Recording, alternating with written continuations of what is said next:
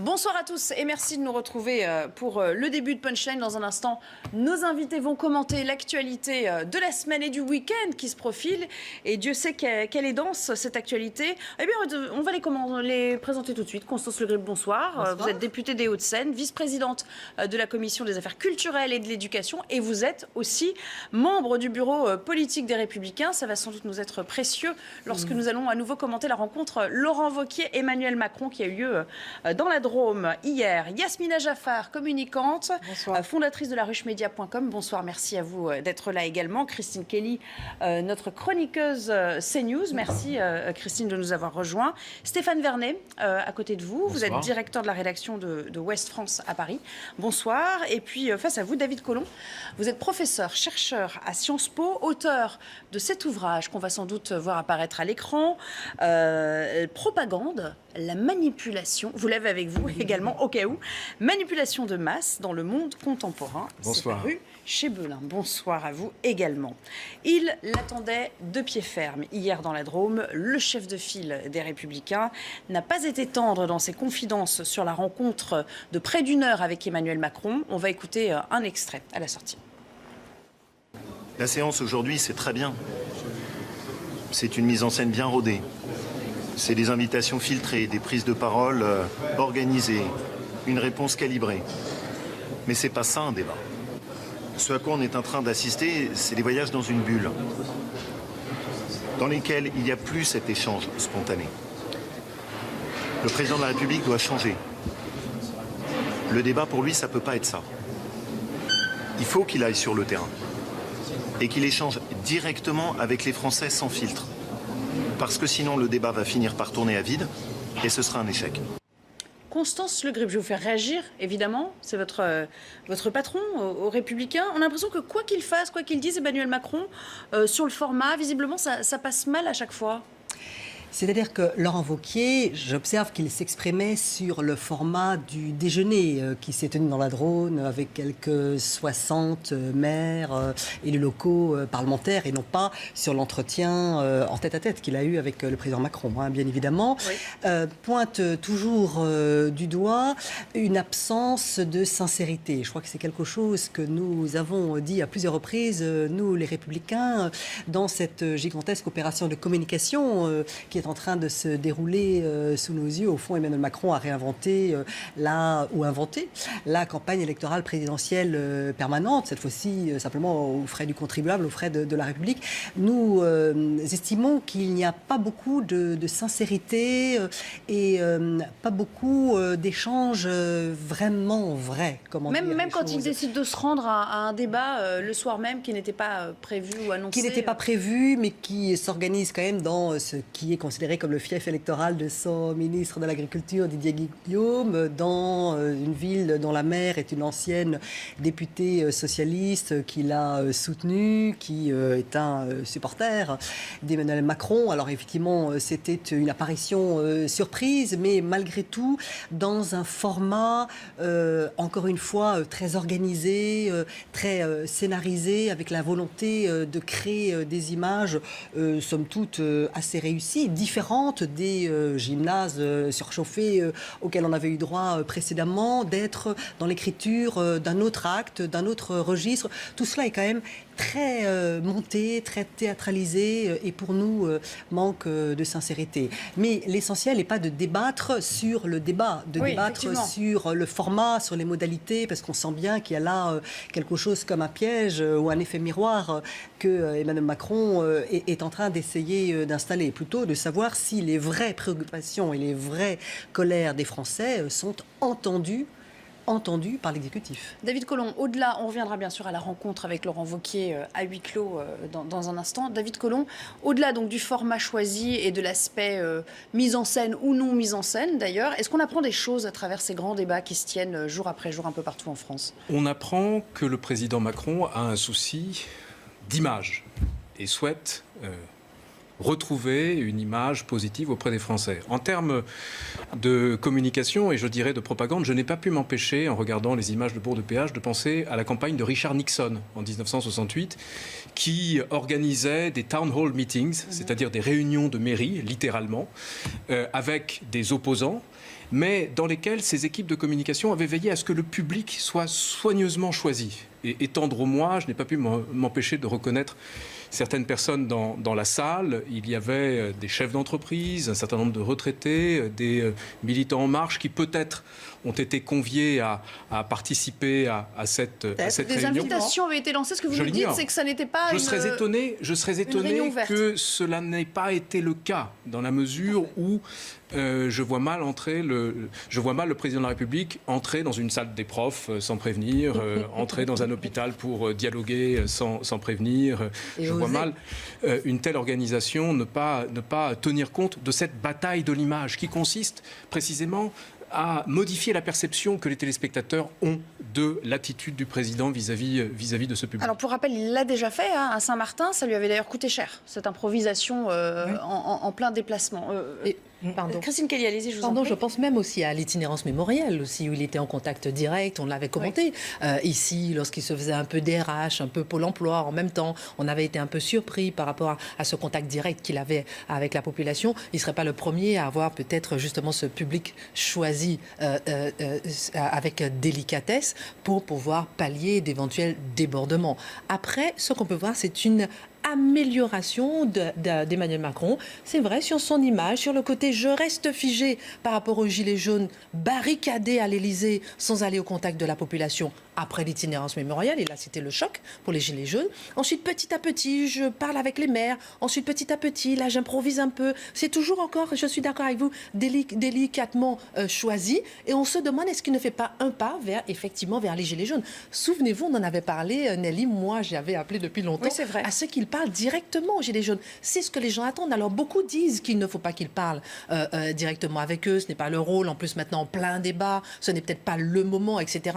Il n'empêche que maintenant, avec les intermédiaires qui ont sauté, qu'on voit qui veut faire revenir justement à leur juste place, les intermédiaires qui ont sauté, que demandent les Gilets jaunes? C'est directement le contact avec Emmanuel Macron. Aujourd'hui, tout a sauté, tous les verrous ont sauté. C'est ce que demandent les Gilets jaunes. Et peut-être qu'il serait temps, effectivement, qu'ils aillent directement au contact avec les Gilets jaunes, à ses risques et périls, évidemment. Oui, Stéphane Vernet, qu'a-t-il à y gagner? Si ça devait être la prochaine étape dans cette logique-là, d'aller au plus près, sans filtre, des Français et de ceux qui contestent aujourd'hui? Alors, il y a plusieurs choses. D'abord, je pense qu'il faut remettre les choses dans leur contexte. Quand Laurent Wauquiez dit que la réunion est cadrée, filtrée, il a raison. Mais il fait allusion à la réunion du matin. Oui, du déjeuner, et non celle de Bourg-de-Péage. Organisée. Voilà. La parole était très cadrée. La visite d'un EHPAD, etc. Donc on est dans des choses... Voilà. Et donc Laurent Wauquiez dit il faut aller voir les Français, il faut aller voir sur le terrain. C'est ce que fait le président dans la soirée. Il le fait quelques heures plus tard. Alors, est-ce qu'il y a des gens qui ont été invités, etc. Quel était le degré de préparation, d'interprétation des choses? Je n'en sais rien, mais j'observe quand même que dans la salle, il n'y avait pas que des chefs d'entreprise. Non, à un moment, il se retrouve assis à côté d'un monsieur habillé en gilet jaune. Il y avait des questions quand même qui étaient très très particulières et très sur un monsieur qui interroge le président de la République sur le montant de sa taxe d'habitation. Ouais. Donc là, je pense qu'on n'est pas du tout dans quelque chose de scénarisé. On n'est pas du tout dans quelque chose d'organisé. Et là, il est quand même avec des vrais gens. Alors justement, avant... oui, allez-y, vous n'avez pas terminé. Peut-être pour terminer, en réalité, il est aussi l'Emmanuel Macron qui faisait campagne 1 an et demi plus tôt. Ça, c'est le format, ce type de réunion, c'est un exercice dans lequel il excelle.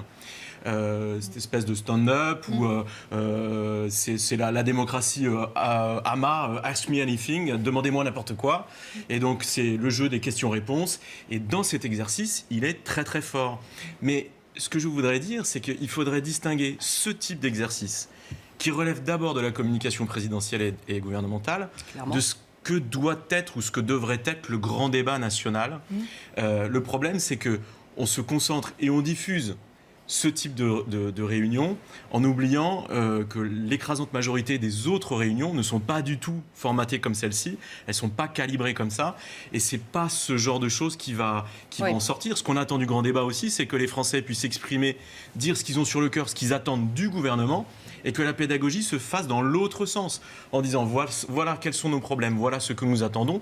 Or là, c'est une pédagogie qui est descendante. C'est plutôt le chef de l'État qui dit demandez-moi ce que vous avez, dites-moi ce que vous voulez, et je vous explique comment ça marche, et je vous réponds. Alors, pour rappel, 2 chiffres. 10 autres rencontres de ce type sont prévues, puisqu'on en avait annoncé 13 au départ. Il y a donc eu l'Eure, l'Occitanie, puis la Drôme, et puis il y en aura encore 10 de ce genre. Donc on n'a pas fini effectivement de commenter la parole présidentielle, mais sachez aussi pour ceux qui nous regardent que 1500 débats entre citoyens, ce que vous venez d'évoquer, ont déjà eu lieu un peu partout en France. Vous voyez d'ailleurs toutes ces propositions qui ont été égrenées en fonction des thèmes. On va peut-être avoir l'occasion de le commenter à nouveau. Je voudrais qu'on écoute, puisque vous y avez fait référence, et si on peut nous le proposer à l'antenne, cet extrait d'Emmanuel Macron qui s'adressait donc à ce monsieur que vous avez défini comme un gilet jaune à Bourg-de-Péage dans la Drôme. Si on peut le retrouver, cet extrait, ce serait bien qu'on puisse le passer dans un petit instant.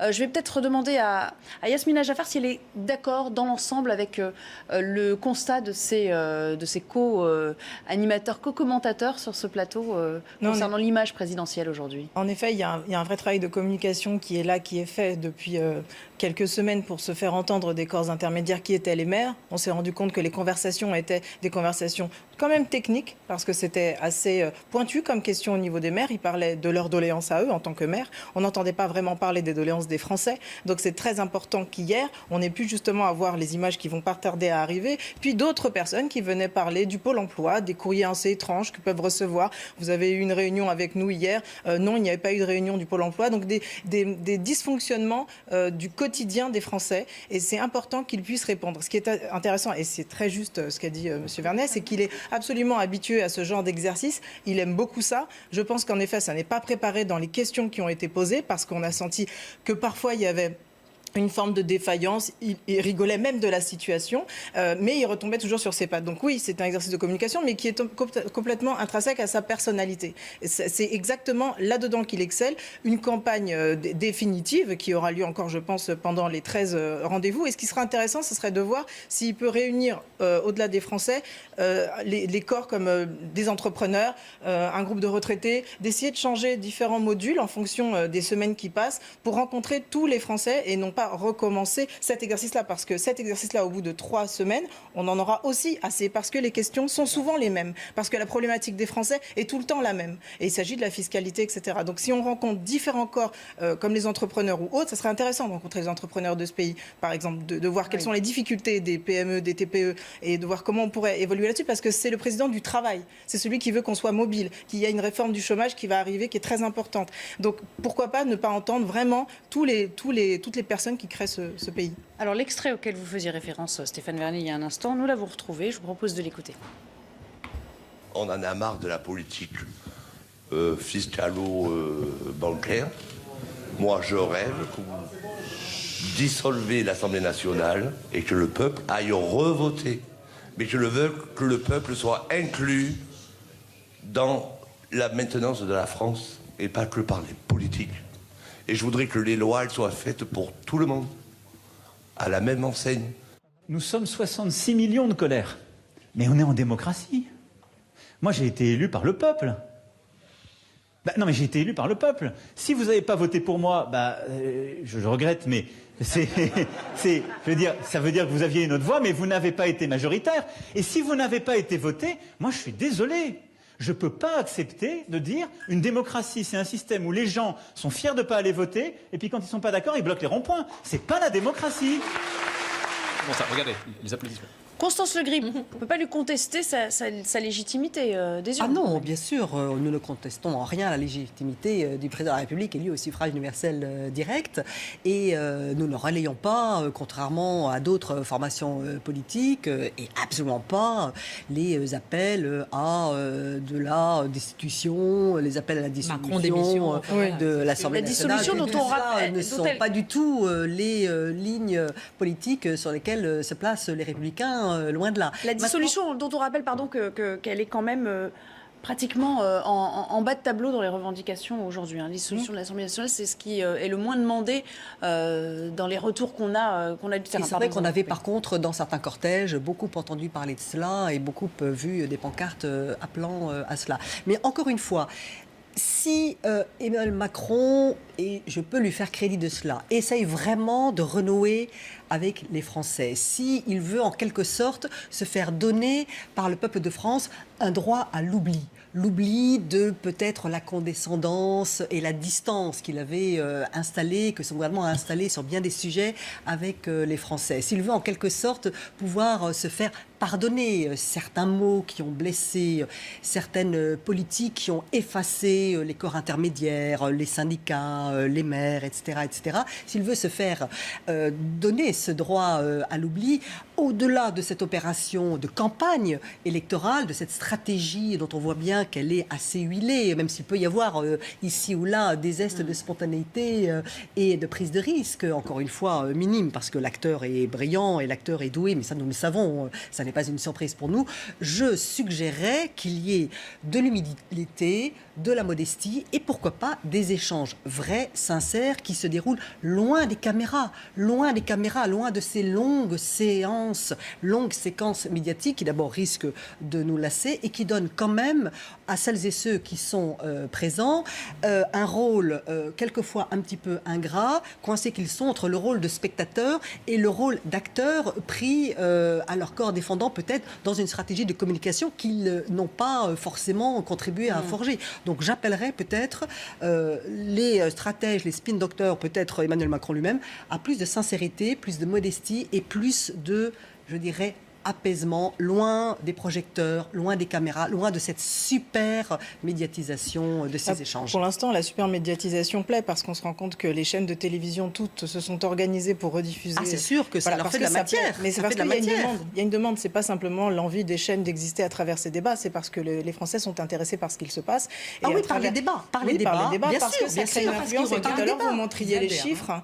En effet, les débats, 1500 événements existent déjà. Ça participe. Ces rendez-vous avec le président de la République qui parle aux Français et qui essaye de changer son attitude, beaucoup plus humble qu'habituellement. Je demande à voir. Il faut regarder les séquences. Il faut regarder les séquences pour voir qu'il y a quelque chose d'assez différent.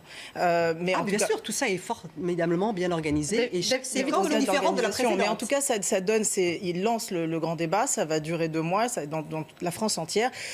Ça crée une émulsion. Je pense que ça crée une émulsion et que s'il n'y avait pas ces caméras et ces retransmissions de télévision, on serait en manque de quelque chose. On est dans un monde très connecté où on a besoin d'informations. On sort des violences des samedis. Juste pour répondre tout à l'heure. Le débat est important, bien sûr. À cette idée qu'il devait rencontrer les gilets. C'est vrai, Christine, vous aviez raison. Il doit les rencontrer. Mais s'il les avait rencontrés il y a 3-4 semaines, au plus haut des violences, ça aurait été très compliqué. Alors qu'aujourd'hui, que les samedis sont organisés, que c'est plus cadré, c'est plus simple aujourd'hui peut-être de les rencontrer. Je suis convaincue qu'à un moment donné, peut-être que je vais trop vite, mais il va faire une réunion de ce type avec des gilets jaunes. Mais pas tout de suite. Est-ce qu'on est sûr qu'il ne l'a pas déjà fait avec quelques gilets jaunes comme ça discrètement? On a du mal, enfin ce serait quand même peut-être faire injure à son intelligence que d'imaginer qu'il n'est pas au courant des problèmes qui se posent et des revendications. Il les connaît pertinemment, ces doléances. Il les connaît, mais les images que vous avez montrées sont très révélatrices d'une technique de persuasion, puisque nous avons la mise en scène d'un dialogue, d'un débat entre le président de la République et un gilet jaune. Et dans mon livre, je consacre beaucoup de développement aux différentes techniques de persuasion utilisées par les propagandistes et la communication politique. Il y en a une ici qui se trouve en arrière-plan. L'arrière-plan, pas un seul gilet jaune, des Français qui applaudissent le président de la République et qui donnent en quelque sorte raison au président de la République face aux gilets jaunes. C'est une forme d'image parfaite pour la communication présidentielle. Mais pour aller dans le sens de ce qui vient d'être dit, la grande force de la communication de l'Élysée ces dernières semaines a consisté précisément à réussir à reprendre la main sur l'agenda politique. L'itinérance mémorielle avait été un calvaire pour le président de la République qui n'avait pas pu imposer ces points à l'ordre du jour, alors que désormais, notre débat l'illustre, les médias suivent quotidiennement les déplacements et les interventions du président. Christine, on va peut-être commenter aussi, vous pourrez en profiter pour me donner votre avis sur ce que vient de dire David Collomb. La popularité d'Emmanuel Macron, elle progresse pour le 2e mois consécutif, plus 4%, 31% désormais d'opinion positive. Et il progresse, ça c'est un fait quand même à relever, il progresse essentiellement auprès des retraités et des personnes qui gagnent moins de 1 500 €. Ça n'est pas anodin, évidemment, comme constat, avec les annonces qui ont été faites récemment. Oui, c'est pas anodin. Dans les médias, il y a eu surtout la place pour les gilets jaunes, que les gilets jaunes, uniquement les gilets jaunes, parce que lui-même était absent. Et c'est vrai qu'après, il apparaît et il reprend la main, effectivement. Il reprend la main de façon plutôt brillante. Tout le monde l'avoue, l'admet. Après, il ne faut pas confondre, comme disait ma collègue, il ne faut pas confondre... Yasmina. Oui, Yasmina, audience et adhésion. Ce n'est pas parce qu'on regarde qu'on adhère. N'oublions pas, par exemple, DSK, la plus grande audience à la télévision, 13,5 millions de téléspectateurs. Personne n'adhère à ce qu'il disait pour autant. Donc les gens ont regardé ces 7 heures, ils ont encore regardé 7 heures, et justement, petit à petit, techniquement, au niveau de la communication, je ne sais pas, vous serez d'accord avec moi, mais ça s'est retourné un peu contre lui. C'est-à-dire, attention, pas trop de Macron quand même d'un coup. Si bien qu'il s'est retourné dans une petite salle, comme vous disiez, pas très bien éclairée, un peu en petit comité, et lui-même a changé sa stratégie de communication. Et pourquoi? Parce que justement, on l'a vu, on l'a beaucoup vu, et qu'il fallait qu'il change progressivement. C'était pas de sa faute non plus si on a retransmis tout. C'est pas forcément peut-être ce que lui-même demandait. Et n'empêche que ça a été la conséquence. Et ce n'est pas parce qu'on entend quelqu'un, ce n'est pas parce qu'on regarde quelqu'un que forcément on adhère, et au contraire, ça peut se retourner contre la personne à court ou à moyen terme. Stéphane Vernet, est-ce qu'on est dans une nouvelle dynamique à la lumière de ces chiffres qui progressent, lui dont on disait que le quinquennat était terminé, avec en plus les chiffres du chômage qui vont dans son sens, puisque on est à 0,2% en moins de chômeurs pour l'ensemble de 2018. Vous le voyez, moins 1,1 pour ce qui est du dernier trimestre 2018. Ou est-ce qu'il faut relativiser tous ces chiffres aujourd'hui? Alors, on verra les choses dans la durée, mais oui, il semblerait que ce soit là, pour Emmanuel Macron, l'occasion d'un rebond. Souvenez-vous de ses vœux. Pendant ses vœux, il a eu une phrase en disant « Je suis persuadé que cette crise, si je me souviens bien de sa phrase, je suis persuadé que cette crise peut être une chance ». Alors une chance pour le pays, je ne sais pas. Une chance pour lui, j'en ai l'impression. Non, mais il faut qu'on va se dire les choses en face. Il était dans une séquence qui se termine, une année qui s'est terminée très très mal, dans une séquence où il était au plus bas. Une crise énorme, majeure, totalement inédite, qui a une ampleur, une durée comme on n'avait jamais vu dans ce pays. Et avec la perspective d'élections européennes qui semblait déjà acquise au Rassemblement national, qui avait gagné le scrutin de 2014, qui était dans une bonne dynamique. Quand vous regardez aujourd'hui le fait que sa cote de popularité remonte, que les sondages disent que finalement La République En Marche peut passer devant le Rassemblement national aux européennes, à la faveur d'une liste des Gilets jaunes qui pourrait se monter. Vous avez déjà 2 groupes de Gilets jaunes qui ont annoncé qu'ils voulaient faire des listes. Il se passe quelque chose. C'est un premier résultat autour du chômage. Qui est plutôt à son avantage. Or, je reviens à ce que je disais tout à l'heure, excusez-moi d'insister, mais moi, ce qui me préoccupe dans ce qu'on est en train de voir, c'est que vous avez effectivement un président qui est en campagne électorale, qui le fait très bien, très très bien, donc qui est en train de retourner ou qui est susceptible de retourner la situation à son avantage. Mais encore une fois, est-ce que c'est ça qu'on attend du grand débat? Est-ce que c'est ça qu'on voulait faire avec le grand débat? Moi, ce qui m'intéresse, ce sont les alertes qu'avait formulées Chantal Jouanneau, la présidente de la Commission nationale du débat public, qui disait plusieurs choses, qui disait il ne faut pas que ce grand débat, il ne faut pas que ça tourne au meeting. Que les ministres soient présents, que le président soit présent, très bien, mais c'est pas à eux de parler. Or là, on est dans le registre du meeting. Le site qui a été, la plateforme qui a été ouverte, le fait de poser des questions fait qu'on n'est plus dans une plateforme participative, mais on est dans une tentative de consultation. Tout à fait. À partir du moment où vous posez des questions, vous orientez les réponses. Alors, ce qui est intéressant, moi, je fais partie des gens... 35 questions dans la lettre aussi. Moi, je fais partie des gens qui sont persuadés que ce rapidement, on aura une deuxième partie de débat peut nous apporter énormément collectivement au niveau de la démocratie dans ce pays, si les gens peuvent exprimer librement ce qu'ils ont sur le cœur et qu'il en soit tenu compte. Quand on voit le nombre de participations que vous avez affichées, je trouve ça très encourageant. Parce que les participations, ce ne sont pas les réponses aux questions. Ce sont des gens qui disent « j'ai telle et telle chose à vous dire ». Maintenant, toute la question, c'est qu'est-ce qu'on fera de tout ça? Quelle synthèse et quelles suites seront données à ces propositions? Ça, c'est du teasing, comme on dit en télé. On en parle dans un instant, on marque une courte pause et on revient pour la suite de Punchline. On parlera évidemment de la mobilisation à suivre des Gilets jaunes ce samedi, 11e du genre. À tout de suite. Bonsoir à tous, bienvenue sur Punchline. Si vous nous rejoignez, toujours en compagnie de Constance Le Grip, qui est députée des Hauts-de-Seine, vice-présidente de la Commission des affaires culturelles et de l'éducation et membre du bureau politique des Républicains. Yasmina Jaffar, communicante, fondatrice de la ruchemedia.com. Christine Kelly, éditorialiste, chroniqueuse CNews. Stéphane Vernet, directeur de la rédaction à Ouest France. Et puis David Collomb, qui est professeur et chercheur à Sciences Po. Il est bien sûr question du déplacement d'Emmanuel Macron dans la Drôme ce jeudi, où il a rencontré, vous le savez, pendant 50 minutes à huis clos Laurent Wauquiez. Au fond, Yasmina Jaffar, que nous apprend cette rencontre dans l'opportunité qu'elle présente pour le chef de file des Républicains aussi? C'était pas complètement anodin. Hein. C'est vraiment le bon terme, opportunité. Il y a quelque chose de volontaire de la part d'Emmanuel Macron, parce que depuis les 18 mois qu'il est à l'Élysée, il ne s'était pas rencontré, vraiment. Donc là, il y a aussi une volonté aussi de redorer la beauté de l'opposition. Parce que jusqu'à présent, il ne les traitait pas bien. Marine Le Pen, toutes les semaines, explique qu'elle ne se sent pas entendue ni écoutée par le chef de l'État. En allant voir M. Wauquiez de cette manière-là, il fait oublier l'épisode et la séquence désastreuse du Puy-en-Velay. Ensuite, il permet à M. Wauquiez d'exister sur la scène, parce que c'est très compliqué pour lui d'exister, que ce soit pour les sondages des Européennes ou dans la France entière, la façon dont il est perçu par les Français. C'est très minime par rapport à M. Mélenchon ou Mme Marine Le Pen.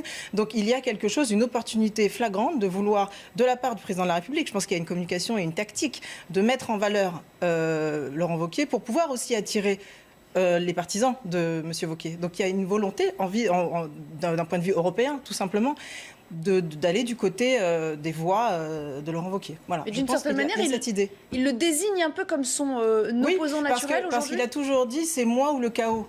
Aujourd'hui, après toutes ces semaines de chaos, on ne peut justement pas continuer sur cette... le président de la République ne peut pas continuer sur ce vocabulaire-là. Il doit absolument avoir une opposition viable en face. On voit que M. Mélenchon, depuis que son corps est sacré, n'existe plus, quasiment plus. Même du côté de ses partisans, on ne le prend plus vraiment au sérieux.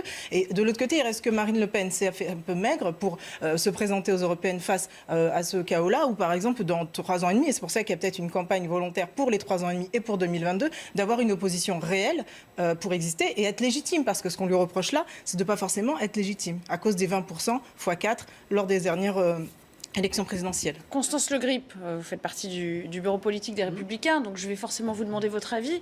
C'est une lecture, est-ce que vous y souscrivez ?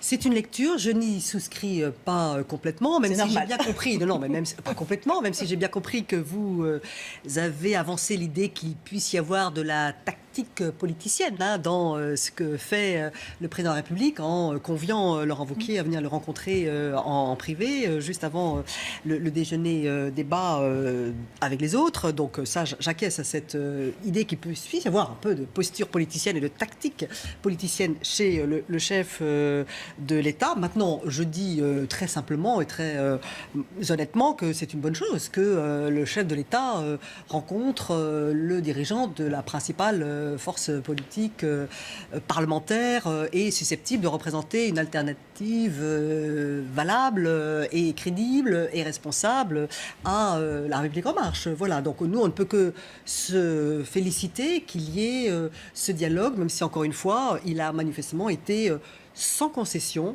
Sans concession. Laurent Wauquiez, dont on a beaucoup dit qu'il était resté longtemps inaudible à la tête des Républicains, il n'avait pas de proposition particulière à faire. C'est une belle manière aussi, avec ces mots forts qu'il a eu à l'issue de la rencontre avec les maires, enfin le déjeuner à proprement parler, cet extrait qu'on vous a montré tout à l'heure, c'est une manière de se remettre en selle aussi pour lui, Stéphane Vernet.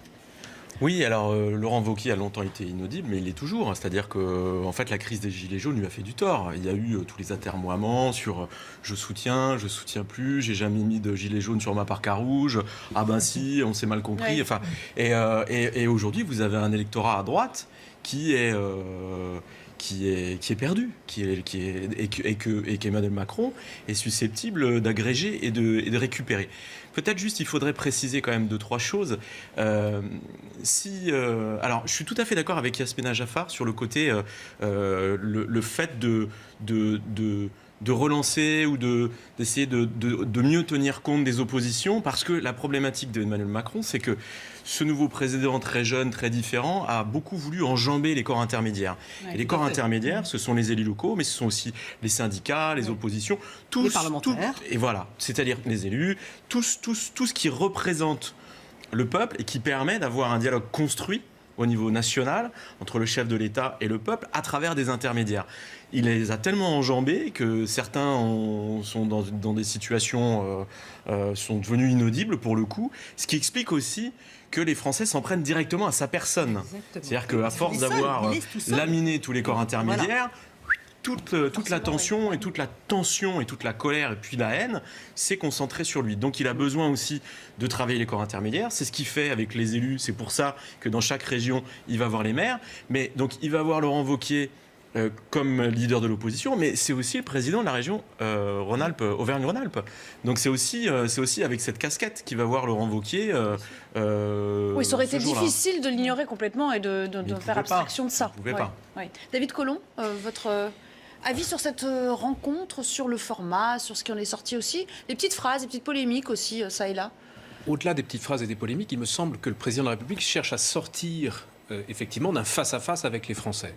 De mon point de vue, nous sommes en présence de deux grands types de communication ou de propagande, pour reprendre le titre de mon livre, à savoir d'une part une propagande d'intégration qui consiste pour l'exécutif à chercher à obtenir l'adhésion, le consentement du plus grand nombre de Français possible à ces réformes déjà faites et à son action présente, et d'autre part une propagande d'agitation qui est le fait de très nombreux acteurs et qui consiste à chercher à agréger, cristalliser l'opinion contre l'exécutif, son action, en s'appuyant non plus sur les médias traditionnels, mais sur un écosystème numérique.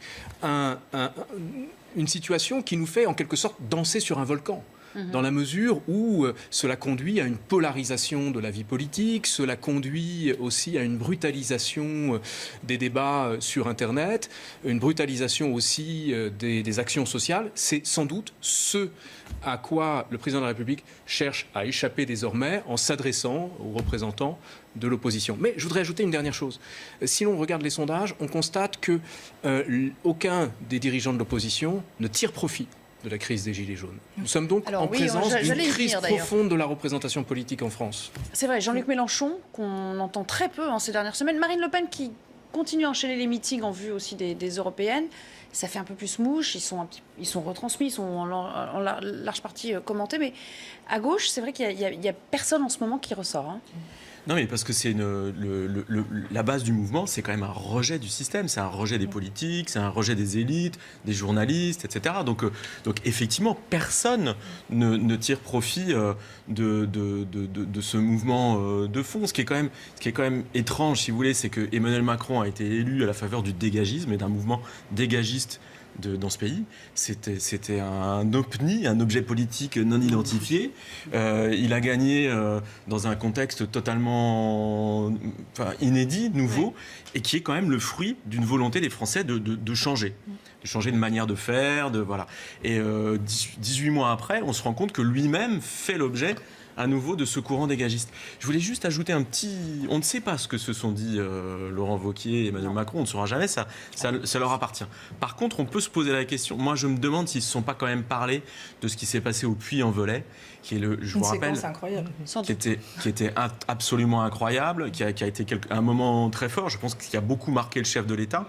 Je vous rappelle que c'est le fief de Laurent Wauquiez. Ouais. Et à un moment... Qui n'avait pas été informé. Mais je pense qu'à un moment donné, si vous voulez, dans les débordements qu'il y a pu y avoir, et notamment l'incendie de la préfecture du Puy-en-Velay, je pense que l'Élysée en voulait beaucoup à Laurent Wauquiez, en le suspectant d'avoir attisé la colère au niveau local. On a du mal à imaginer qu'il n'en ait pas fait mention. Non, mais moi j'en sais rien. Mais je pense qu'ils s'en sont parlé. Je ne pense pas que la capacité qu'aurait Laurent Wauquiez de déclencher des comportements violents à l'encontre d'une préfecture et d'agents de préfecture puisse être c'est pas ce que je dis. C'est pas attesté. C'est un petit début de jugement. Je pense qu'ils s'en sont parlé. Votre sentiment à vous sur l'intérêt que représentait la rencontre pour les deux hommes? Moi, surtout, après tout ce qui a déjà été dit, je souscris à ce qui a été dit, mais c'est surtout le coup d'envoi des européennes. C'est vraiment, on marque là, on est en campagne. Alors, il faut rappeler, moi qui suis ancien membre du CSA, que le décompte, parce qu'il y en a qui ont saisi, des politiques ont saisi le CSA en disant, effectivement, il parle trop. Vous avez saisi le CSA en disant, il parle trop. Voilà, 7 heures sur toutes les chaînes et toutes les chaînes d'infos. En même temps, on fait 7 heures, 2 fois 7 heures, etc. Et je comprends parce que les téléspectateurs avaient envie de voir ça. Il n'empêche que le décompte ne commence que 14 ou 15 avril, c'est-à-dire 6 semaines avant la campagne. Pas encore. Mais maintenant, il est quand même en train de prendre ses marques, il est quand même en train de s'organiser, de compter justement dans l'opinion. Et comme vous l'avez si bien dit, en l'absence de Mélenchon, en l'absence plus ou moins gérée dans les médias de Marine Le Pen, mais forte effectivement aux européennes, où c'est là où elle est très bonne. Donc effectivement, Laurent Wauquiez, et cette rencontre n'est pas du tout anodine dans le fait qu'il voulait donner vraiment et signer le coup d'envoi de cette campagne des européennes, selon moi. De toute façon, David Collomb, quand on parle politique, en politique, il y a toujours une prime à celui qui est en place pour pouvoir manœuvrer, profiter du système aussi pour avoir la parole et droit de citer plus que les autres. Bien évidemment une prime pour le gouvernement en place, il y a une prime pour le président de la République dans un système médiatique qui favorise une hyper-personnalisation et le suivi du moindre de ses faits et gestes, où l'on cherche à interpréter la moindre de ses conversations, même privées. Mais je souscris tout à fait à l'idée qu'il s'agit du lancement de la campagne européenne, avec cette volonté sans doute de poursuivre cette idée de moi ou le chaos, moi ou le Front National, ou moi ou le désordre social, ce qui a fait ses preuves par le passé, mais ce qui ne fera pas nécessairement ses preuves dans la situation dans laquelle nous évoluons, dans la mesure où le système informationnel dont disposent les Gilets jaunes, qu'ont organisé les Gilets jaunes, est un système qui échappe très largement à ce type de communication classique. Alors, j'aimerais puisqu'on parle de l'exécutif, qu'on parle d'un autre personnage dont il a beaucoup été question ces dernières heures, même, c'est Gérald Darmanin, dont on dit qu'il pourrait être sur le départ. Les grandes réformes de son ministère sont finies. Il y a la mairie de Tourcoing, a priori, maintenant en ligne de mire, pourquoi pas. S'il partait maintenant, ce serait au fond l'anti-Françoise Nyssen qui était partie contre son gré, Stéphane Vernet. Écoutez, je ne sais pas s'il va partir maintenant. Il y a une réelle opportunité pour lui alors, quand même, non? Écoutez, moi je vais vous raconter une anecdote. C'est quand vous rencontrez Gérald Darmanin à Bercy, dans la salle d'attente, avant de rentrer dans son bureau, il a des plaquettes pour les gens qui attendent. Et ce sont des plaquettes de promotion de la ville de Tourcoing. Ah, quand même. Mais oui, parce que n'est-ce pas, Yasmina? J'étais récemment. Donc, en fait, Vous nous parlez d'il y a quelques mois ou tout récemment? Non, mais en permanence. En fait, il est viscéralement attaché. C'est pas du pipeau. Il est vraiment attaché à la ville de Tourcoing. Donc, le décès du maire peut évidemment rebattre les cartes. Moi, je ne sais pas du tout comment il va se positionner. Mais au-delà de Darmanin, il y a la question des municipales qui auront lieu en 2022. Vous avez quand même un certain nombre de membres du gouvernement. 2020. L'année prochaine. Excusez-moi, je m'emmène les crayons. Mais non, 2020. Donc c'est tout de suite, c'est bientôt. Et vous avez un certain nombre de membres du gouvernement et de ministres qui ne font pas mystère de leurs intentions. Benjamin Griveaux, peut-être même le Premier ministre, peut-être Marlène Edouard Philippe, peut-être même. Vous avez Mounir Majoubi qui était intéressé par Paris. On prête des intentions à Castaner pour Marseille, etc. Donc il y en a quand même un certain nombre qui vont devoir de toute façon quitter le gouvernement s'ils veulent faire campagne pour les municipales. Ils ne peuvent pas rester à la fois ministres campagne et être menée en campagne. En parallèle, finalement, Christine Kelly. Oui, c'est vrai, d'autant plus que même avant, au moment du dernier remaniement, on pensait que Mounir Majoubi serait parti justement pour la campagne de Paris, etc. Après, par rapport à tout ce qui a été dit, je rajouterais aussi que si Gérald Darmanin part maintenant, malgré son attachement à Tourcoing, les municipales, etc., il n'empêche qu'on pourrait se poser la question de savoir pourquoi.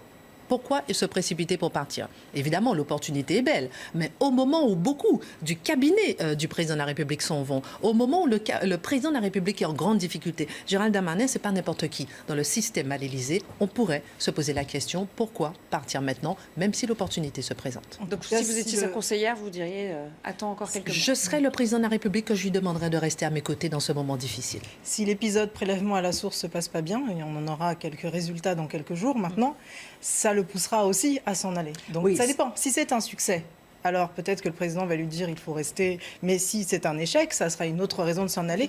Et j'ai du mal à imaginer qu'il n'y ait pas un remaniement d'ampleur avant les européennes ou après. Ne serait-ce même que par rapport la à question Édouard du Philippe, prélèvement à la source, c'est pas forcément dans quelques jours que l'on va savoir ce qu'il en est. Même si les feuilles de paye. Les feuilles de paye arrivent. Il faut attendre les feuilles de paye.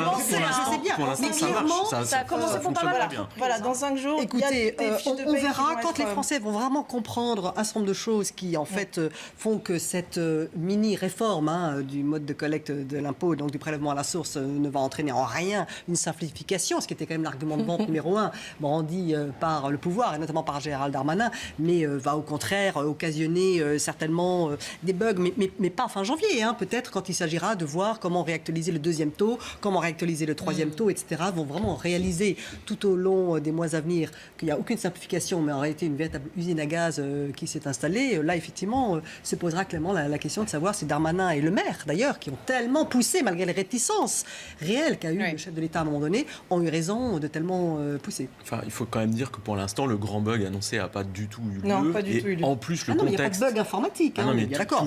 Il y a deux aspects. Il y a l'aspect purement pratique. Oui, sur le plan informatique, ça marche. Il y a surtout l'impact psychologique. Oui, c'est ça. Il est encore un peu tôt. Et puis les réajustements de taux, les 3 taux. Il est encore un peu tôt. Voilà, je pense. Mais vous avez une actu chasse l'autre. C'est-à-dire qu'en ce moment, on est tous concentrés sur les gilets jaunes, le grand débat national. Et le prélèvement à la source, finalement, c'est passé, plus personne n'en parle. Effectivement, oui. Détrompez-vous. Oui, ça va venir. Ça va venir. Alors, un dernier mot, peut-être sur le grand débat national à proprement parler, avant d'en venir à la mobilisation des Gilets jaunes que vous avez évoquée à l'instant. On va peut-être revoir ce carton avec les différentes propositions qui émanent déjà des citoyens qui ont voulu se pencher sur la question. 25 000 propositions sur la fiscalité, 18 000 sur la transition énergétique, 14 500 sur la démocratie et 14 500 également sur l'organisation de l'État. On voit donc, ça a l'air de confirmer en tout cas ces chiffres, que c'est bel et bien le pouvoir d'achat qui préoccupe aujourd'hui le plus les Français. Et le mouvement du 17 novembre. Le mouvement du 17 novembre est traduit ici. L'envie de, cette implosion dingue du 17 novembre est traduite ici. Et c'est vrai qu'il y a quelques semaines, quand on se demandait s'il fallait que tous les thèmes, même ceux parfois un peu tabous comme l'immigration, rentrent dans le grand débat, il y a eu des conversations un petit peu houleuses en disant ça va peut-être phagocyter le grand débat. Et on se rend compte que non. Donc je trouve que c'est assez sain, finalement, d'avoir permis dans cette fameuse lettre la réintroduction de ce débat autour de l'immigration et de se rendre compte que la difficulté des Français, elle est autour de la justice fiscale, de la fin du mois en rapport à la fin du monde. Et c'est une réponse évidente aux chefs de l'État et aux autres chefs de l'État qui ont été là avant et qui montrent le résultat de ce que c'est là. On a du mal à être administré correctement dans ce pays. C'est ça le problème. On voit que la question fiscale préoccupe beaucoup nos compatriotes. On verra au moment de la restitution et de la synthèse finale c'est comme ça que tout ça si ce sont les questions de justice fiscale ou si ce n'est pas un énorme sentiment de ras-le-bol fiscal qui doit être entendu comme premier message. L'un étant d'ailleurs lié pour faire une vraie justice fiscale. Encore faut-il commencer par ne pas assommer les gens d'impôts et de taxes, de les désespérer totalement quant au niveau de consentement à l'impôt. On verra cela, mais effectivement, il faut revenir aux origines. Ce mouvement, le mouvement des Gilets jaunes, le mouvement du 17 novembre, moi, la fameuse pétition qui a... c'était la fiscalité. C'était la taxe carbone sur les carburants. On revient donc aux fondamentaux. Et ce, malgré les multitêtes des Gilets jaunes, malgré les listes des Gilets jaunes, etc. On voit ça. Et je profite de votre antenne pour rappeler que ce soir à 22h sur C8, on reçoit Marlène Schiappa avec plein de Gilets jaunes qui vont faire des propositions au gouvernement et ces propositions seront retenues et proposées au gouvernement directement. Vous avez bien teasé. Oui, on en a tellement parlé toute cette semaine dans les médias qu'il faut profiter 22h sur Touche pas à mon Balance ton poste C8 avec Cyril Hanouna. Oui, c'est le vendredi, effectivement. Voilà. Ça change d'intitulé. Vous voyez que je vous suis. C'est génial. Il y aura beaucoup à dire d'ailleurs sur la participation de Madame Schiappa. Mais bon, oui, justement, on en a parlé toute la semaine. C'est pour ça qu'il faut quand même rappeler que c'est ce soir 22h. Et de voir. Oui, mais c'est intéressant de voir quelle position elle aura. Est-ce que c'est une position d'écoute ou est-ce que c'est une position justement comme le président de la République? Moi, ça y est, ça y est. Non, pardon, Christine Kelly, non, elle a mais- lancé le débat sur Marlène Non, Schiappa. mais, non, parce que ça a été le débat de toute la semaine. C'est Parce un que fait là, d'actualité. c'est ou bien elle vient, et c'est ce qu'on a dit aussi pour Emmanuel Macron, est-ce qu'il vient pour donner sa politique, répondre directement aux questions, ou bien écouter? Je pense que l'écoute dans ce moment de consultation dont on parle aujourd'hui est capitale. Oui, il faut ça, avoir parce que Mounir Majoubi, quand il montrer s'est qu'on présenté est à l'écoute. Quand Mounir Majoubi a été à plus que l'émission, répondre aux questions. il était à l'écoute. Il a été même Plus assez que des longs excellent. monologues. Plus que de des longs l'écoute. monologues. Voilà. Avec un peu de modestie parce et un peu d'humilité. hein, C'est parce que, pour pouvoir en excusez-moi, être c'est parce que c'est Marlène Schiappa parce que c'est une personnalité atypique, que voilà, elle ne cache pas sa liberté, qu'il y a eu tout ce débat toute cette semaine. Moi, je trouve ça très intéressant qu'il y ait des membres du gouvernement dans des émissions qui ne sont pas, ce n'est pas une émission de divertissement, c'est une émission de débat. Donc, il ne faut pas confondre TPMP et BTP. Et il va falloir en parler après, parce que Mounir Majoubi, quand il y a été, c'est très intéressant, parce qu'il était à l'écoute. On oubliait, alors il est venu sans cravate, etc. Il y a eu tout un travail pour, oui, mais justement pour pas montrer une hauteur de vue d'un point de vue homme du gouvernement. Il est venu écouter les gens avec, je pense, sincérité, pour reprendre un mot que vous aviez énoncé tout à l'heure. On pourrait demander. Voilà, donc moi j'attends 2h du matin pour voir si réellement c'est un exercice de communication, une émission coproduite par le gouvernement, ou si c'est justement une envie de participer à un débat national. Stéphane Vernet, en même temps, quand on connaît la personnalité de Marlène Schiappa et son franc-parler, on peut imaginer qu'elle sera peut-être sans filtre à cette occasion. Oui, et puis elle va défendre son point de vue, elle va défendre les mesures prises, elle va faire de la pédagogie. Mais ce gouvernement, depuis le début, cette majorité présidentielle veut faire de la pédagogie à tout crin. Mais on en revient à ce qu'on disait tout à l'heure, et j'en reviens à ce que disait Chantal Joanneau, la présidente de la Commission nationale du débat public. Mais tout récemment encore. Oui, encore aujourd'hui. Mais elle a raison. Sur le fond, elle a complètement raison. Je suis d'accord avec vous. Dans un débat national comme celui-ci, si pédagogie il y a, c'est la pédagogie des dirigeants. C'est-à-dire que c'est les Français, les citoyens, qui expliquent. L'intérêt de ce type de débat, c'est que les citoyens puissent expliquer à leurs dirigeants ce qu'ils attendent d'eux. Et pas l'inverse. C'est-à-dire que ça ne doit pas être fait pour expliquer, voilà, vous n'avez pas compris, on va vous expliquer pourquoi c'est bien, on met tout sur... Et pourquoi on a raison, etc. Et il y a deux exercices. Et donc, effectivement, moi je suis d'accord avec Christine Kelly. Si Marlène Schiappa y va pour écouter en disant voilà ce qu'on a entendu, ce qu'avait fait très bien Mounir Majoubi, j'écoute, j'en tiendrai compte et on va mettre ça sur la table, on va faire quelque chose. Alors là, oui, mais si c'est pour faire de la pédagogie, il faudrait presque quelque chose c'est de la communication dans le ton gouvernementale, c'est plus le sens du débat. Je propagande, écoute la retenue et voilà. Et être vraiment médiatrice. David Collomb, on serait là dans un format presque, si elle tient compte de ses préconisations, Marlène Schiappa, de vrai town hall meeting à l'américaine. Vous nous en avez parlé. Ça existe toujours aujourd'hui dans les campagnes présidentielles. C'est peut-être Nixon qui a enclenché le genre. Mais... Ce qui est fascinant avec la propagande, c'est que les techniques de persuasion qui ont fait leurs preuves sont ensuite utilisées pendant des décennies. Et il en existe une collection que l'on peut décliner à l'infini. Ce qui me frappe, c'est qu'il y a d'une part la volonté du gouvernement et de l'exécutif plus largement de cadrer le débat, de fixer un cadre très précis dont sont exclus toute une série de sujets que les Français aimeraient bien voir abordés, à commencer bien évidemment par les mesures prises par le gouvernement depuis le début de ce mandat, et d'autre part une expression de la part des Français qui contourne cette volonté de cadrage. Dans le tableau que vous avez montré, ce que je trouve très intéressant, ce sont ces contributions volontaires, c'est-à-dire des gens qui décident de passer outre le questionnaire pour faire valoir leur point de vue sur ce qui leur importe. Mais néanmoins, en respectant les 4 grands thèmes qui ont été mis en lumière. Puisque la plateforme ne permet pas de sortir de ce cadrage. Cela dit, vraiment que ça. Après, il faut voir s'ils sont vraiment dans le sujet ou hors sujet dans ces propositions. On n'a pas le détail du contenu. Il faudra voir comment seront exploitées ces contributions. Est-ce qu'elles seront exploitées comme l'a été la grande marche d'Emmanuel Macron avant son élection, avec le recours à des logiciels, des algorithmes, le big data pour exploiter ces données et tirer vraiment la substance, ou est-ce qu'une synthèse sera faite de façon plus cadrée? C'est le grand mystère. C'est le grand mystère à l'heure actuelle. Oui. On venait à mi-parcours de cette deuxième partie de Punchline, donc j'aimerais évidemment qu'on se projette un tout petit peu sur ce qui va se passer demain, à savoir évidemment la mobilisation, la 11e mobilisation des Gilets jaunes un peu partout en France. On va se pencher évidemment, comme c'est un peu la tradition le vendredi, sur le dispositif de sécurité qui sera à l'œuvre. Et c'est Laurent Nunez qui l'a détaillé aujourd'hui. On va en écouter un extrait. la semaine dernière, on était sur environ 80 000 personnes. Donc demain, nous verrons.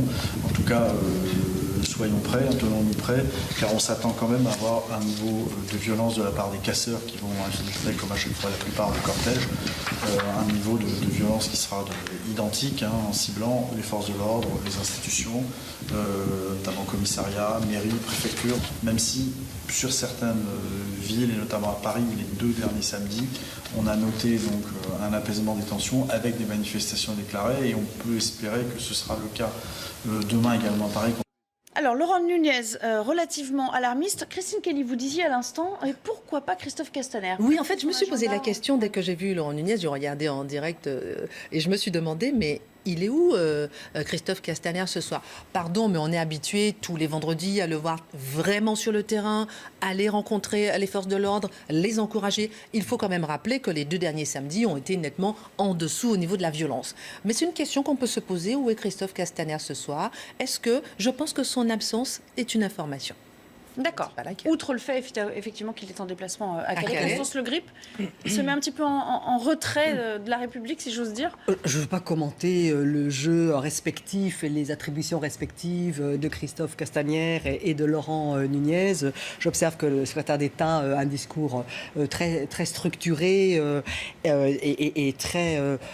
alarmiste est peut-être effectivement un terme légèrement exagéré, mais en tout cas appelle tout le monde au sens des responsabilités. C'est ce que nous avons toujours dit, nous aussi, les Républicains. Pour nous, dans ce mouvement social, ce mouvement citoyen inédit dit des Gilets jaunes, il nous semblait qu'il fallait toujours faire entendre que le préalable à tout débat, à toute discussion, à toute négociation était bien sûr le retour de l'ordre, le retour de la paix et du calme que l'on est en droit d'avoir en République. Alors maintenant, on a entendu par exemple il y a quelques jours lors d'une émission télévisée, un journal télévisé je crois, le Premier ministre un peu bombé le torse, c'est-à-dire vous allez voir ce que vous allez voir et on va proposer un dispositif anti-casseurs, ce qui nous semblait être à nous plutôt une bonne chose, qu'on ne soit pas inerte face non pas aux manifestants, non pas aux Gilets jaunes, mais face au débordement des casseurs qui arrivent toujours en fin de manifestation, en fin de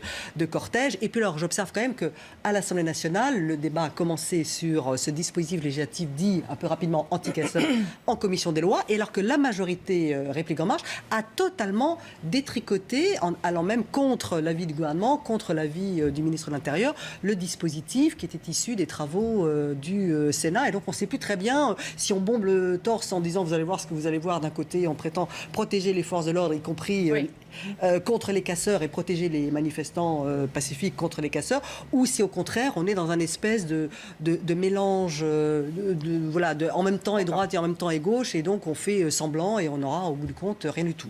Voilà, j'appelle quand même à ce que les choses soient dites clairement, y compris en matière de lutte contre les casseurs. 4 manifestations déclarées pour demain, il y aura 6 blindés de la gendarmerie à Paris et 40 détachements d'action rapide, donc c'est un dispositif assez conséquent. Et puis bien sûr il y a la polémique autour des LBD. Le tribunal de Paris d'ailleurs qui refuse de suspendre l'usage des LBD tel que demandé par la CGT et la Ligue des droits de l'homme. On l'a appris dans la soirée. Un commentaire peut-être sur ce nouveau dispositif de sécurité et cette nouvelle polémique avec les caméras? Non, alors oui, vous avez dit que la violence avait diminué nettement lors des 2 derniers samedis. Elle a diminué à Paris. À Paris. Mais il y a eu Bordeaux et Toulouse. Toulouse, mais vous avez eu Caen, vous avez eu Rennes samedi dernier, Rennes qui était très calme jusque-là. Rennes, la manifestation a dégénéré tout de suite. Ça a tapé fort. Donc le niveau de tension ou de violence, il n'est pas... c'est plus calme à Paris. Ça s'est déplacé, quoi, disons. Voilà. Alors, après, la mobilisation des forces de l'ordre, du coup, reste phénoménale. Vous avez une usure, vous avez une accumulation des blessures, un bilan humain de ces manifestations qui est juste délirant. Entre le nombre de policiers, de membres des forces de l'ordre qui ont été blessés, 2500 blessés de manifestants qui ont été blessés, les gens qui sont... Toutes professions confondues, ouais. Les gens qui ont été grièvement blessés par des tirs de LBD, donc le lanceur de balles de défense 40 mm, c'est une arme qui est particulièrement dangereuse, notamment à courte portée. Christophe Castaner reconnaissait 4 blessés à la vision. Je crois que c'est ça la drôle de formule qu'il a utilisée. Apparemment, il y en a quand même eu beaucoup plus. La question du coup, faut-il l'interdire ou pas? Le tribunal administratif a tranché. Maintenant, l'idée d'équiper de caméras piétons les policiers ou les gendarmes qui utilisent des LBD 40, moi je pense que c'est une bonne idée. Oui, tout à fait. Je pense que c'est un binôme, en fait. Ce serait une personne accompagnante, si j'ai bien compris. Si vous voulez, c'est-à-dire que ça permettra d'abord d'être très clair sur les blessures très graves, parce qu'il y en a. Donc si vous avez les images, on verra très précisément dans quelles conditions réellement a été utilisé le LBD. Donc si on est en dehors des consignes ou on est dans les consignes.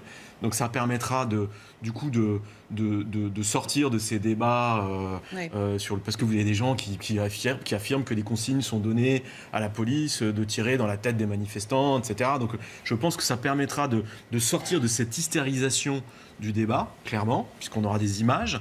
Et puis de fait, si les utilisateurs des LBD savent que du coup, il y a des images de ce qu'ils font, mécaniquement, sur la retenue. Forcément. Oui. Donc ça ne peut être que positif. En effet, la justice demande des preuves. Et donc, pour ça, pour pas qu'il y ait parole contre parole et qu'il faut qu'il y ait des images, c'est aussi fait pour ça. Et d'un point de vue de la communication, la semaine dernière, on a eu quand même le ministre, M. Castaner, qui a eu quand même un problème d'image par rapport à ce que la police pouvait faire quand il y a une bataille de chiffres. Le gouvernement dit 4, le décompte de Libération dit 17. On ne sait pas exactement qui est blessé et à quel point. Donc il y a un problème d'image qui est, est-ce que réellement la police est là pour nous protéger ou est-ce qu'elle est là pour nous attaquer? Il fallait absolument réagir. Donc le fait de proposer cette caméra, c'était sortir par le haut pour M. Castaner d'une attitude qu'il a eue parfois un petit peu... il était très dur avec les Gilets jaunes quand on a entendu des termes comme factieux ou autres. On avait le sentiment qu'il protégeait sa police plutôt que de protéger les Français. Et l'idée, c'était pas du tout ça. C'était surtout d'essayer d'expliquer aux Français qu'ils pouvaient aller manifester en toute paisibilité, sans crainte de rentrer avec un membre en moins. Enfin, quand on y pense, c'est aberrant. Et il faut absolument préserver ce droit majeur de manifester en France. Il y en aura toujours et il y en a toujours eu, mais on ne peut pas ne pas y aller parce qu'on se dit qu'on va rentrer abîmé. Ça, ce n'est pas possible. Donc c'est une bonne idée et ça calme un peu les tensions. David Colomb, bonne ou mauvaise idée que cette utilisation des LBD? L'utilisation des LBD ne me semble pas une bonne idée. Les autres pays européens ont des mouvements sociaux, des manifestations et les forces de l'ordre sont capables de canaliser les débordements sans que cela se traduise par autant de blessés que ceux que l'on a connus, notamment blessés à la tête. Mais sur le fond, sur la communication politique, il est clair que depuis le début du mouvement, le gouvernement, l'exécutif, cherche à dissuader les gens de manifester. Et tout est bon pour dissuader les gens de manifester. L'amalgame en expliquant que s'ils manifestent aux côtés de gens d'extrême droite, c'est qu'eux-mêmes sont d'extrême droite. La crainte des violences en expliquant que quiconque va à une manifestation, dès lors qu'il y a des violences dans cette manifestation, soutient cette manifestation. Mais ça, c'était le discours qui est arrivé dans un deuxième temps, dans la deuxième phase de la mobilisation. Oui. À l'extrême gauche, on entend certains citer cette phrase célèbre de Noam Chomsky, la propagande est à la démocratie, ce que la matraque est à l'État totalitaire, pour souligner le fait que nous avons désormais à la fois la propagande et la matraque.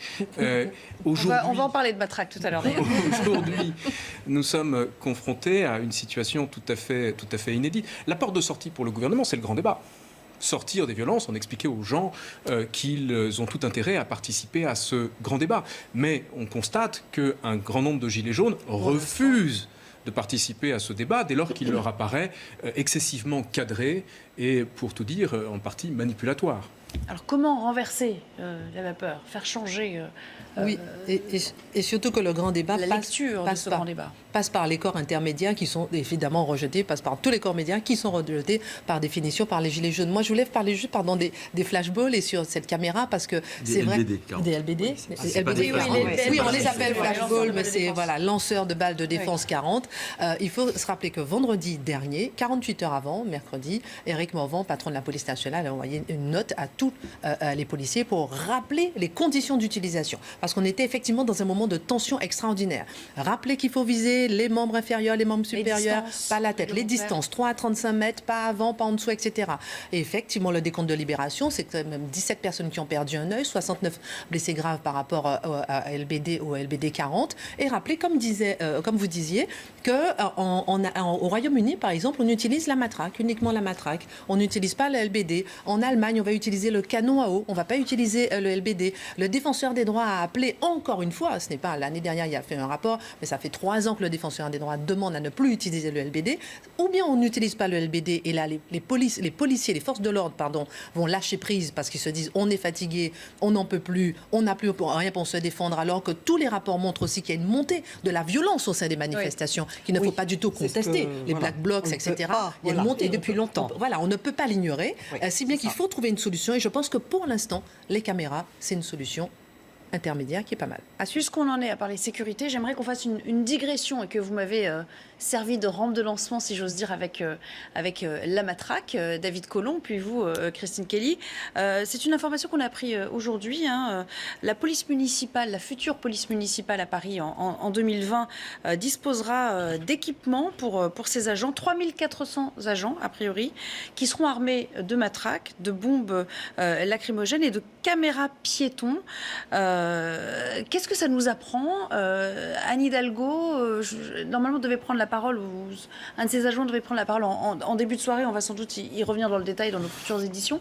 Qu'est-ce que ça nous apprend? Est-ce qu'il y avait besoin d'une police municipale en plus de la police nationale à Paris en 2020, Yasmina Jaffar? Peut-être qu'on parle de campagne par rapport au président de la République, peut-être qu'elle est aussi en campagne et qu'elle essaye de montrer à quel point Paris pourrait être plus sécurisé à l'avenir, en suivant ses recommandations et ses envies. On se rappelle de l'affaire Théo, je crois, si je ne me trompe pas. Et ça a marqué un peu tout le monde, cette affaire. Donc s'il y a une police supplémentaire, il y a aussi une demande d'ordre. On s'en rend compte à travers les différentes communications et intervention du président de la République. Plus il était dans la fermeté, plus ça grimpait plus ou moins dans les sondages. Alors c'est pas extraordinaire, mais en tout cas, il y a une confiance qui est revenue. Donc il y a une volonté de fermeté, d'ordre.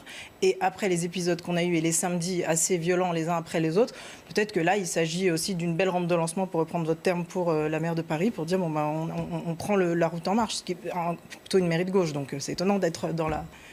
Constance Le Grip, la police municipale, contre?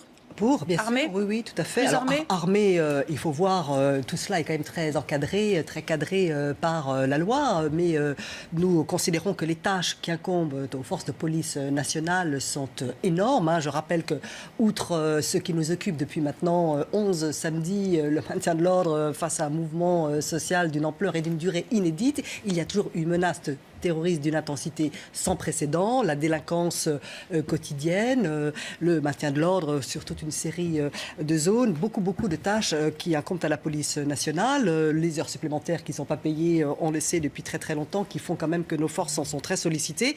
Et dans ce cas-là, tout ce qui peut être fait en complémentarité des forces de l'ordre national par les polices municipales, notamment dans les grandes villes, doit pouvoir être encouragé. Tout cela dans le strict respect du cadre législatif en vigueur, bien sûr. Tour de table avec vous, Stéphane Vernet, et puis qui va payer, combien ça va coûter aussi tout cela? Ce sont des questions qui vont se poser dans les prochaines semaines. Moi, je vais vous donner mon sentiment de provincial. Ce que je trouve étonnant, c'est qu'on parle de la création d'une police municipale à Paris. Paris, quand même, une ville dans laquelle la présence policière, la présence des forces de l'ordre est extraordinaire comparée à la province. Il y a des commissariats d'arrondissement, il y a des moyens, il y a des fonctionnaires partout. Vous avez tout le déploiement, tout le dispositif Sentinelle. Il y a énormément. Les forces policières sont visibles à Paris. Alors je parle de Paris intramuros. La ville Paris, c'est quand même une ville qui est hyper sécurisée en comparaison des autres villes de France. Donc le fait de faire appel à de dire on va créer une police municipale, je trouve que c'est... Enfin, personnellement, ça m'interroge. Je pense que ça montre aussi que l'insécurité dans la capitale le problème de sécurité ou d'insécurité croissante est réel et s'est développé ces dernières années. Vous avez une problématique notamment de police du quotidien dans certains arrondissements du nord de Paris où vous avez des problèmes de drogue avec la consommation de crack qui fait que les choses se passent très très mal. Le 10e, le 18e, le 19e pour ne pas les nommer. Donc, 16e aussi, mais c'est... Oui, le 16e aussi, c'est la chapelle. Mais c'est moins vu. C'est pas la porte de la chapelle. C'est d'embuscade. Vraiment pas la porte de la Un autre type de chapelle. consommation. Et j'ai envie de vous dire, dans les autres grandes villes de France, vous avez des villes qui demandent de manière récurrente que les moyens policiers dont elles disposent soient augmentés parce qu'elles ont aussi des problèmes d'ordre public et de sécurité publique. Mais l'État n'a pas à disposition. Donc si créer une police municipale à Paris permet de renvoyer un certain nombre de policiers dans ces villes qui ont des besoins, ce serait ça l'idée. Je trouve que c'est une bonne idée. Sauf que Anne Hidalgo dit on crée une police municipale, mais on va s'assurer qu'il n'y aura pas moins. Il y aura pas moins de David Collomb, votre sentiment, et puis nationaux. on gardera 5 minutes quand même pour parler des gilets jaunes qui se lancent dans la course aux européennes. Sur la longue période, j'ai tendance à considérer que le souci sécuritaire traduit le fait que nos démocraties sont désormais sous stress. Et le terrorisme a été évoqué, les actions violentes sont de plus en plus évoquées et constituent une préoccupation principale des Français, ce qui conduit bien évidemment à favoriser le consentement à des mesures allant toujours plus loin dans le renforcement de dispositifs sécuritaires, mais toujours plus loin aussi dans la restriction des libertés individuelles. Oui, j'allais dire, il y a quelques années, il y avait une levée de bouclier face à l'installation des caméras de surveillance quand même. Je ne sais pas si aujourd'hui, si on posait la question de la même manière aux Français, aux Parisiens...